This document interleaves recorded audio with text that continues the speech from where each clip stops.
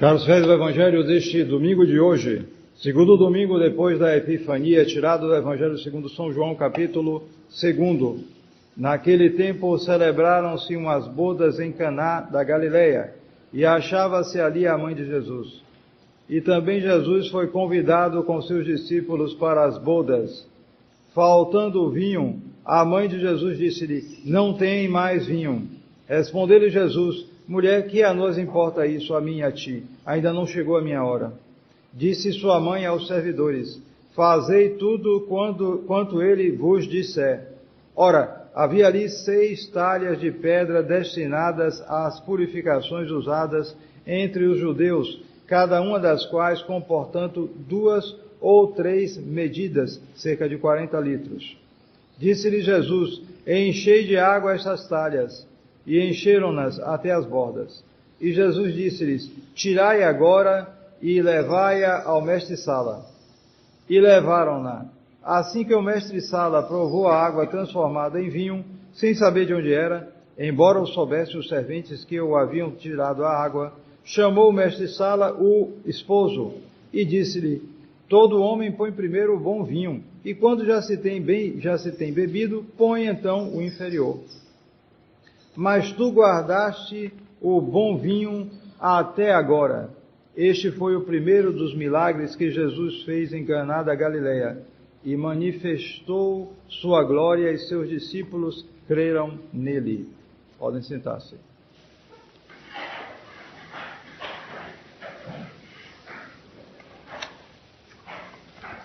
Hoje, dia 16 de janeiro, é o segundo domingo depois da Epifania. Amanhã, dia 17 de janeiro, é a festa de Santo Antão Abade, que é o patriarca dos cenobitas, dos monges, que viveu na Tebaida, no Egito, no século IV, mais ou menos. Na terça-feira, dia 18, é dia ferial, porém se faz a comemoração de Santa Prisca, Virgem. No dia 19, quarta-feira, também dia ferial, porém se faz a comemoração dos santos Mário, Marta e Aldifates e Abacum, mártires. No dia 20, é a festa dos santos Fabiano e Sebastião, mártires. Dia 21 de janeiro, então, é a festa de Santa Inês, virgem e mártir. Dia 22, no sábado, é a festa de São Vicente e Anastásio, também mártires, festa de terceira classe. O próximo domingo será o terceiro domingo depois da Epifania. Em nome do Pai, e do Filho, e do Espírito Santo. Amém.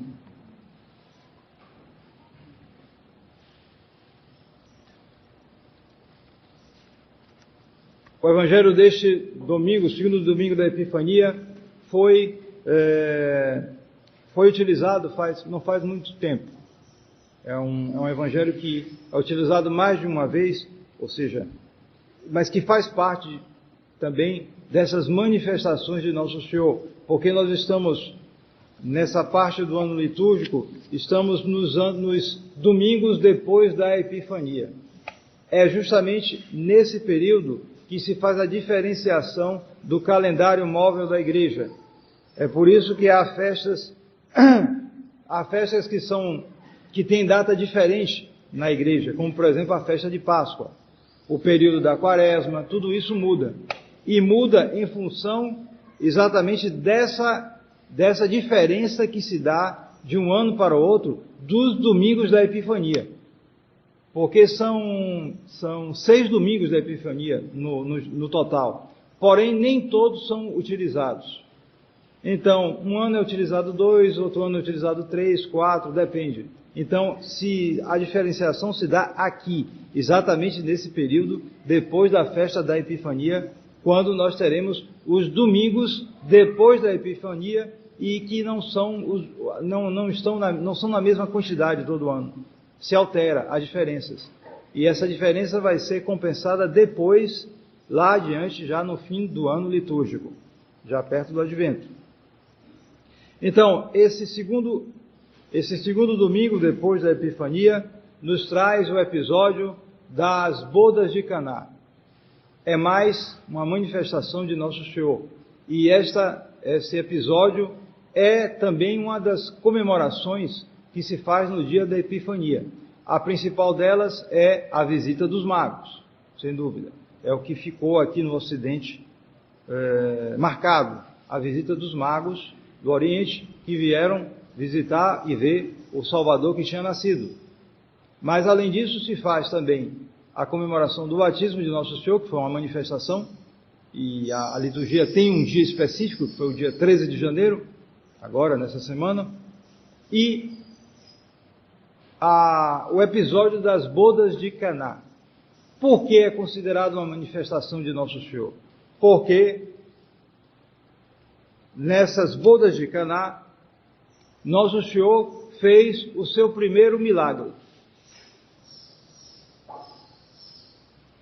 E um pouco que antecipou sua vida pública. Ele estava preparando as coisas. Mas, como ele mesmo diz à Santíssima Virgem, o seu tempo não tinha, sua hora não tinha chegado ainda. No entanto, ele fez o primeiro milagre nessa ocasião. E que pode parecer um milagre, à primeira vista. Nosso Senhor curou cegos, leprosos, expulsou demônios. E, no entanto, ele fez um milagre aqui para uma festa, né? Uma festa de casamento. Parece uma coisa mais leviana até à primeira vista. Multiplicar o vinho, ter vinho para a festa. Mas é preciso ver que essa festa de bodas era a única festa, praticamente, dos judeus, sobretudo dos judeus pobres. E se vê aqui que a família não era uma família rica. Era a única ocasião que eles tinham de uma certa alegria, de mostrar um certo conforto e fazer uma comemoração, era essa festa de núpcias, que até hoje é um costume geral da humanidade, né? É revestido de uma solenidade, e às vezes de uma grande solenidade. Então, aqui eles queriam marcar isso, era o casamento dos dois, então queriam fazer uma comemoração, mas sem ter recurso suficiente, eles acabaram errando no cálculo, ou então não tendo mesmo recurso para comprar o vinho, que era a bebida da época. Não havia refrigerante, não havia nada, era vinho, simplesmente. Ou água ou vinho. Água para sobreviver. Vinho que se usava, se havia alguma comemoração, era simplesmente vinho, era a bebida da época, ponto final.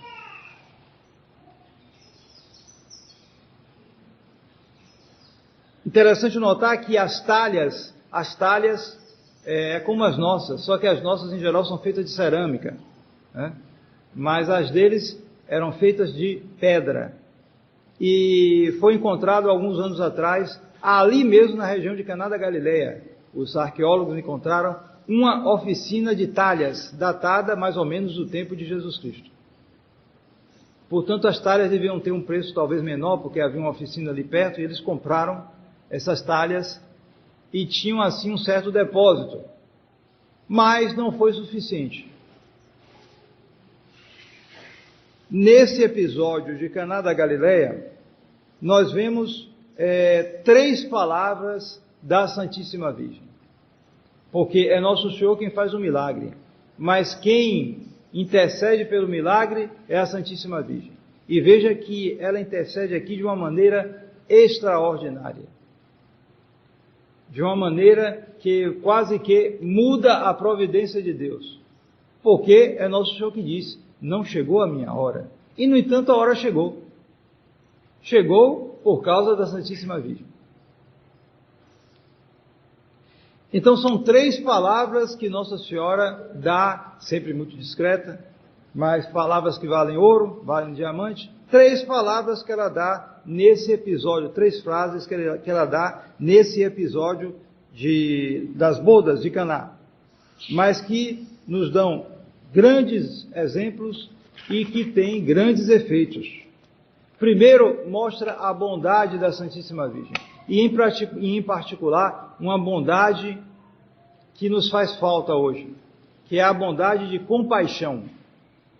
A bondade pode se exprimir de várias maneiras, mas há uma maneira particularmente que se dirige ao próximo e que é, por assim dizer, o começo da caridade para com o próximo, que é a compaixão. O que é a compaixão? Quando a pessoa sente um pouco, pelo menos, a dor do outro. Quando a pessoa vê o outro em necessidade e se põe um pouco no lugar dele. Imagine se eu estivesse assim. É já um começo, a pessoa sente um pouco aquilo. E se aquilo é inspirado por Deus, se aquilo é um ato de virtude, a pessoa vai além. Não fica só no pensamento, mas procura ajudar. A Santíssima Virgem teve exatamente isso. E olha que ninguém pediu a ela. Ninguém mostrou a ela nada. Ela percebeu que o vinho tinha acabado. E que a comemoração ainda estava em curso. E que os esposos iam passar grande vergonha. E que aquilo ia talvez marcar a vida deles toda. Porque justamente era a festa da vida deles. Era aquela festa. Então dar um fora desse, uma falta dessa, ia ser uma vergonha também para marcar a vida deles. Então Nossa Senhora chega e diz para Nosso Senhor, eles não têm mais vinho. Simplesmente diz isso. Não pede nada. Não é um pedido. É uma alusão, uma insinuação talvez, mas ela diz de maneira muito discreta, eles não têm mais vinho. Ela percebe e sente compaixão, mostrando assim sua compaixão por nossas necessidades. Se ela teve compaixão de uma infelicidade, de um sofrimento que, por maior que fosse, era um sofrimento terreno, quanta compaixão ela terá e tem de nós, daqueles que estão em pecado e que estão em risco de cair no inferno. Ela tem essa compaixão, ela percebe hoje, muito mais, é claro, e sua compaixão no céu hoje é muito maior do que foi na terra.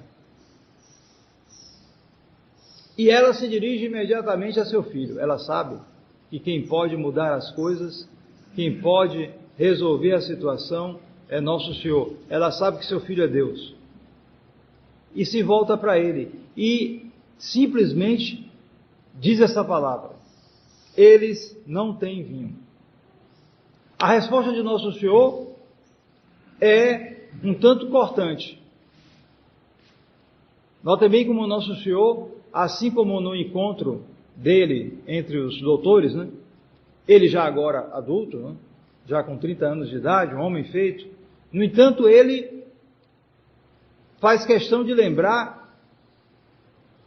o desígnio de Deus, ou pelo menos o desígnio inicial de Deus. Não chegou minha hora. Nós não temos a ver com isso, não chegou a minha hora. Essa hora era o quê? Essa hora era indicada pelo Pai. É Deus que tinha indicado a hora para começar a missão de Nosso Senhor, e essa hora não tinha indicado, não tinha chegado ainda. E é impressionante. A segunda frase da Santíssima Virgem é dirigida aos empregados. E o que ela diz? Mais uma vez, fazei tudo o que ele vos disser. Então, mostrando aí, nesse ponto, não mais a bondade, mas o poder da Santíssima Virgem. Porque é um poder, não se pode negar. São Bernardo, na sua célebre definição da Santíssima Virgem, a chamava de onipotência suplicante. Se ela pedir, ela obtém. Então tudo que nós temos que fazer é conseguir que ela peça. Se ela pedir por nós, estamos salvos. Se ela não pedir, aí é difícil. E esse episódio mostra com uma clareza impressionante, com uma clareza quase que desconcertante, porque o que é que ocorre? A Santíssima Virgem parece até ignorar o que Nosso Senhor disse, mas não chegou minha hora. Na verdade, não é ignorar, mas é uma confiança extraordinária. Confiança de uma mãe no filho. Ele é meu filho. E então ela simplesmente se dirige aos empregados e diz: fazei o que ele vos disser. E nosso Senhor que faz o milagre. Manda encher de água as talhas e depois manda levar para o mestre-sala. Quando o mestre-sala prova, a água tinha se tornado instantaneamente vinho. E um vinho extraordinário, certamente. De uma qualidade extraordinária, porque ele faz observar, né? Porque normalmente se põe primeiro o vinho bom, né? E vocês fizeram o contrário. Puseram o vinho bom agora já no final, a comemoração já adiantada, né? Fizeram diferente. O mestre-sala deve ter se admirado muito do sabor, da qualidade daquele vinho. Era um vinho que tinha sido feito por mãos divinas, de uma maneira milagrosa. E tudo isso graças ao pedido da Santíssima Virgem. Se Nossa Senhora não pedisse, não haveria aquele milagre. Os noivos, os casados passariam uma vergonha ali, naquela situação. Mas não houve isso. Graças à intervenção da Santíssima Virgem. Agora, essa bondade, esse poder, tem uma condição, que está justamente expresso nessa última palavra que ela dá. É a terceira palavra que ela diz aos empregados: fazei tudo o que ele vos disser. Então a Santíssima Virgem mostra bondade, mostra poder e mostra aqui a condição para que essa intercessão ocorra. Porque muitos pedem à Santíssima Virgem, mas nem todos têm as disposições necessárias. Qual é então as disposições ou a disposição necessária? É o que a Santíssima Virgem mesmo diz: fazei tudo o que ele, quem é esse? Nosso Senhor. Fazei tudo o que ele vos disser. O que Nosso Senhor nos diz, nós temos que fazer. E o que é que ele nos diz? É a vontade dele. A condição, então, para conseguir a intercessão da Santíssima Virgem é procurar fazer tudo o que Deus quer, o que Nosso Senhor quer de nós. Tudo o que Ele manifesta claramente, sua vontade significada, como se chama. Ou seja, aquela vontade que nós conhecemos. Aquele que quer rezar à Santíssima Virgem, pedindo essa ou aquela graça, e não se importa com os mandamentos, às vezes nem quer saber conhecer direito, esse é um falso devoto. Todos devem ler o Tratado da Verdadeira Devoção à Santíssima Virgem, de São Luís Guion Maria de Montfort, e há uma parte que é muito interessante, que tem uma importância particular, que é onde ele faz a descrição dos falsos devotos da Santíssima Virgem. Então, entre esses falsos devotos estão exatamente esses que fazem até muitas orações, ladainhas, etc., mas não procuram cumprir a vontade de Deus. Andam distantes ou se importando pouco com os seus mandamentos.